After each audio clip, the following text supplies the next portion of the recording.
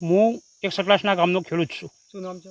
ઈશ્વરભાઈ પટેલ. ઈશ્વરભાઈ પટેલ. હા, શું સમસ્યા? સાહેબ, અમારા ગટરનું પાણી અમારા જાહેર રસ્તા પર અમારા 30-40 કૂવાઓનો રસ્તો છે અને એ રસ્તામાં પાણી ઉગાડી દીધું છે. જો અમે ખેતરમાંથી ઘેર આવવા માટે 10 મિનિટમાં આવીએ એ જગ્યાએ 3 કિલોમીટર ફરીને આવવું પડે, મોથા ભાડા 4ના ભાડા લઈને. એટલે આ મોટો બહુ પ્રશ્ન આવે છે અમારા માટે. અને ઘેરથી પાણી લઈ જઈએ ત્યારે પાણી પીએ, કૂવામાં પાણી બગડી ગયું, ગટરનું પાણી આવીને એટલે પાણી બગડી ગયું. ઘેરથી બાટલો ભરી જઈએ તો જ પાણી પીએ, બાકી તરસે રહેવું પડે. કૂવાનું પાણી પીવા લાયક છે જ નહીં.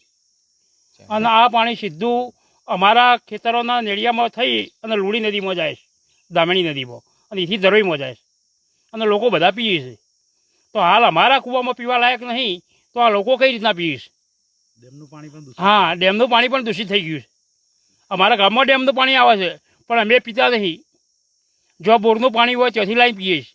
સરકાર અને પ્રશાસન પાસે શું અપેક્ષા રાખો? અમે એ અપેક્ષા રાખીએ છીએ કે આ પાણી જે યોજના બનાવી છે ગૌચરની અંદર, જે તળાવ બનાવે છે, તળાવમાં ગમે તે રીતના પાણી નાખે અને અમારા રસ્તાઓમાંથી પાણી બંધ કરી દે.